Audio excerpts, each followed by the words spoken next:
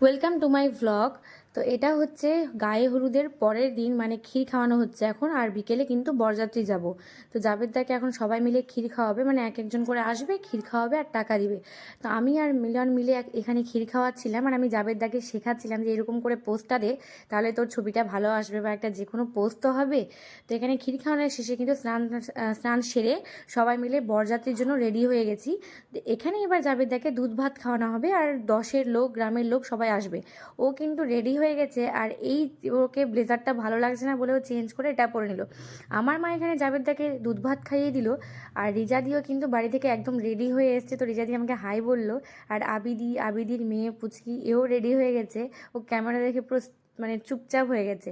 তো সবাই আমরা রেডি, জাস্ট বেরোনোর অপেক্ষা। তো এখানে মুস্কান বারবার করে ক্যামেরা দেখছিল, আর আমি ছেলেদের রুমে গিয়ে দেখি যে কী অবস্থা বানিয়ে রেখেছে রুমটাতে।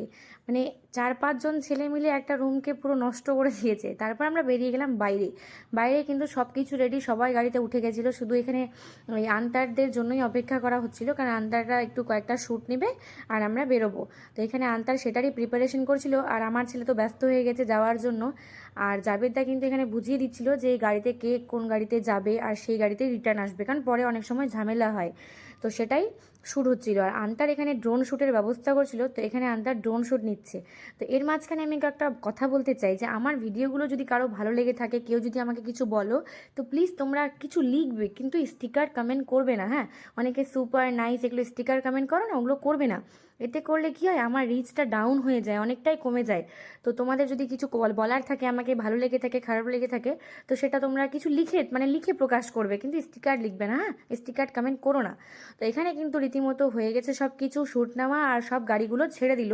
তো আমরা এবার রাস্তায় বেরিয়ে পড়লাম। আর এই যে আমি, জাবেদদার নতুন গাড়িতে আমি, মিলন আর আমার মা ছিল, আর আমাদের গাড়িটাতে আমার শাশুড়িরা সবাই গেছিলো। তো আমরা এবার মেয়ের বাড়িতে পৌঁছে গেছি। এখানেও এবার ফিতা কাটা হবে, আর অপেক্ষা করা হচ্ছিল, মানে ক্যামেরাম্যানদের, অবশ্যই ক্যামেরাম্যানদের তো এখন ডিমান্ড প্রচুর, ওরা যা বলবে তাই। আর টিফিনটা আমি নিইনি, মানে আমার ছেলে এত বিরক্ত করছিল যে আমি নিতে পারিনি। তো আমি একদম খাওয়া দাওয়ার এখানে এই ভিডিওটা করছি। তো সবাই প্রায় খেয়ে নিয়েছে, আর আমরাও লাস্টে বসে গেছি ভাবিকে নিয়ে, কারণ ভাবি খায়নি। তো ভাবিকে নিয়েই বসেছি। আর এখানে বেগুনি টেগুনি ফ্রাইড রাইস দিয়ে দিয়েছে, আর আমার ছেলে এখানে ডিজের নাচ শুনে একদম পুরো নাচ উঠে গেছে ওর, চেয়ারের উপর দাঁড়িয়ে। খাওয়া দাওয়ার শেষে আমি গেলাম প্যান্ডেলের ভেতরে। তো পিসিরা আগেই খেয়ে নিয়েছিল, আর পিসির নাকি এখানে মাথা ব্যথা করছিল। তো পিসি এমন অ্যাক্টিং করছিল যে আমার দেখে হাসি পাচ্ছিল। তো আমি বললাম, একটু এক্সপ্রেশন দাও, তোমার কতটা মাথা ব্যথা করছে। তো পিসি এখানে তাই এক্সপ্রেশন দিচ্ছিল যে পিসির খুবই খারাপ লাগছে। এখানে কিন্তু মোহর পড়ানো হবে, তার জন্যই সেই ব্যবস্থাগুলো করা হচ্ছে। মানে চেয়ার টেয়ার ঠিক করা হচ্ছে, যে লোকজন আসবে গ্রামের, মোহর পড়াবে, আর আমরা বেরিয়ে যাব। তো মোহর টহর পড়ানো হয়ে গেছে, আর আমরা কিন্তু ভাবিকে নিয়ে চলে এসেছি আমাদের বাড়িতে। এখানে আমার পিসি ভাবিকে জল বা মিষ্টি মুখ করিয়ে কিন্তু গাড়ি থেকে নামিয়ে নিয়েছে। আর এখানে একদম মানে বাড়ির গেট অবধি কয়েকটা সুন্দর করে নিয়ে যাওয়া হবে, এটাই মানে শ্যুটটা হচ্ছে। আর আন্তার এটাই বোঝাচ্ছিল যে এরকম হাত ধরে আসো। তো দাদা ভাবি আমরা সবাই মিলে একসাথে আসছিলাম, আর আন্তার এখানে নিয়েছিল শ্যুটটা, মানে সুন্দর করে গৃহপ্রবেশ করছে সেটার একটা, মানে বাড়িতে আসছে, পা রাখছে, সেটার একটা শ্যুট নিচ্ছিল। তো এগুলো নেওয়ার পর কিন্তু আমরা সবাই মানে সবাই অ্যাকচুয়ালি টায়ার্ড হয়ে গেছে, সবাই মানে ভাবছে কখন এগুলো শেষ হবে আর সবাই গিয়ে ঘুমাবে। তো ভাবি আর দাদাকে এখানে নিয়ে এসে বসানো হবে কিছুক্ষণ, কারণ সবাই জেগে আছে, অনেকে জেগে আছে দেখার জন্য নতুন বউকে। তো ভাবিকে দেখা হয়ে গেলেই সবাই কিন্তু, মানে ভাবিও তো টায়ার্ড, সেই সকাল থেকে এরকম সেজেগুজে আছে, আর আমরাও টায়ার্ড হয়ে গেছি। এখানে ওদেরকে বসিয়ে রাখা হয়েছিল, কারণ আংটি দিয়ে দুধের মধ্যে যে খোঁজাখুঁজি করে যে খেলাটা, পাশা খেলা নাকি বলে, তো সেটাই হবে।